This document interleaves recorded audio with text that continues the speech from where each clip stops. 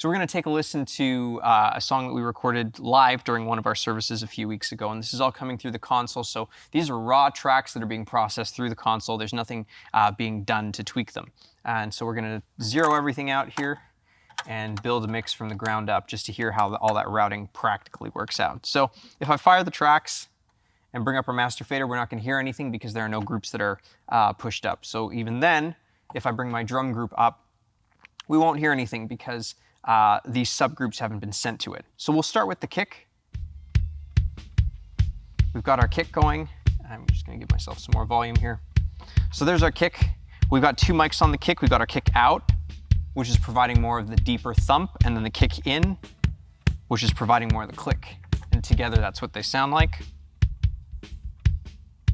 Then our snare group comprises of a top mic, a mic on the bottom that's grabbing the wire.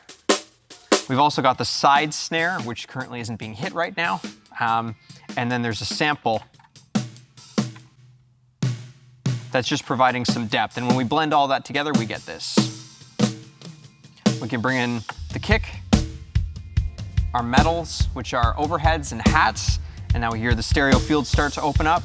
And we bring in our toms. So this is pretty good to go, and we can try seeing what the parallel compression will do to it. So we can hear the squish of the compressor on the snare especially. So I'm going to back that off a little bit. So the snare still stays open, but the kick retains that punch, and we can bring the bass in.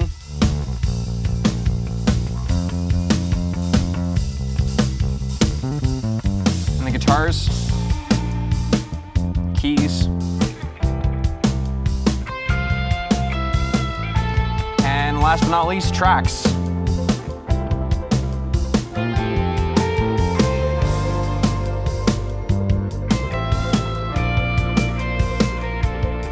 So one thing to keep in mind with tracks is tracks are never the focus. We're just using them to build out and fill up some of the space. So if I run that again from the beginning, especially during the intro, you'll hear what the tracks are doing and how they fit into the context of the mix.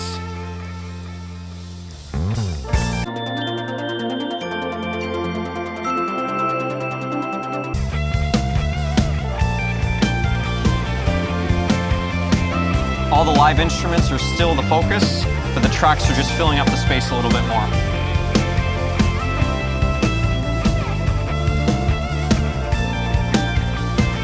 So we're going to take a listen to the vocal as it comes in for the verse.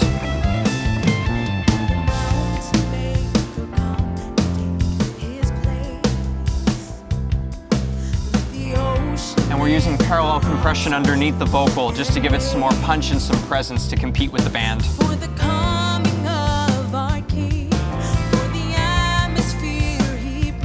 So that sounds pretty good, and what we're going to do now is try adding some effects to fill out the sound a little bit more. So now that we have a pretty good mix going, we're going to try and build it out with some effects. And effects are just used to create space and to draw attention, to push certain instruments back and bring certain things forward. We never want things to be too dry sounding. They're very harsh on the ears. So let's play these tracks, and I'm just going to add various effects to our groups, and we'll solo them and see what they sound like individually and as well as together, and see how it helps glue the mix together.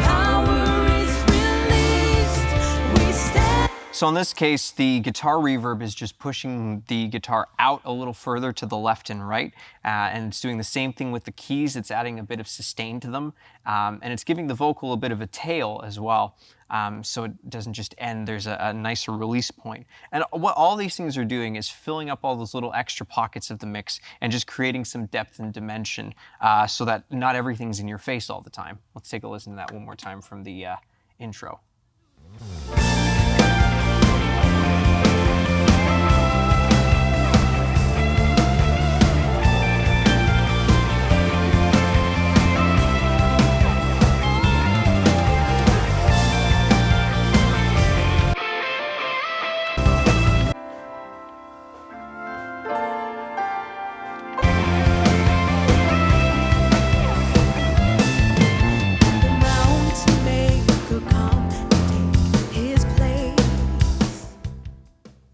And that's a basic mix.